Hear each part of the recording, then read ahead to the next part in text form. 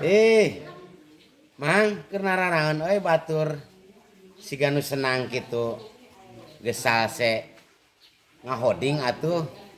Lah, biasa bah. Capek ye keur ngalangreuh tas gawe. Heueuh. Masih keneh digawe kana jualan keneh heueuh. Naon deui atuh jualan cuangki da kami mah biasa profesi. Sabaraha lila eta jualan cuangki euy mane kitu sumana geus sagala boga sigana. Lah, teu lila kami mah 30 tahun jualan cuangki heueuh. Darajat atuh euy. Ari ieu ti mana ieu? Eta ti Garut sarua. Nu ieu mah jualan sok kana sol, ieu mah kana baso. Tah di kidul genan geuning aya. Imahna ge nu si ieu tatangga kana baso di sarua. Heueuh. Ari Ujang sabaraha lila atuh jualan baso teh geus di dieu. Lah, abi mah 20 tahun, Kang. Heueuh. Sakitu lilana euy. Bagus. Ari Ujang. Yeuh, kami mah jualan banos jeung sorabi ngan rugi bae.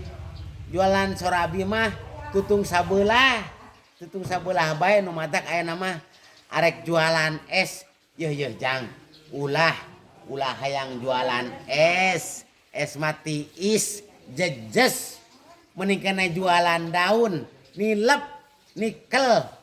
Atawa jualan itu tuh naon jualan huut, tak keprok. Heeh. Ari Aki euy. Aki jualan naon ayeuna? Lah, kami mah geus kana es, ogenan rugi. Geus kana itu, kana ieu, kana batako sarua. Kana ngan ayeuna mah rek kana japati. Da cenah japati mah duitna gede. Angot lamun darahna alus mah turunanana alus. Asal ulah nu kotok mah kudu dilatihna lila bae.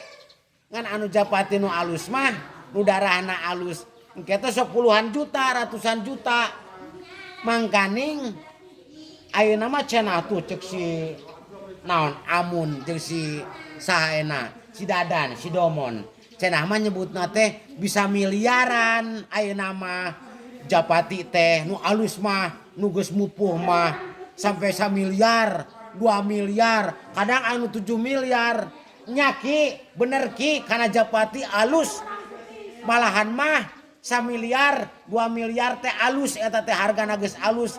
Apal teu ki bahasa lemesna nini init, aki init 1 miliar. Kop lebok. Cel 1 miliar lah nu puguh mah.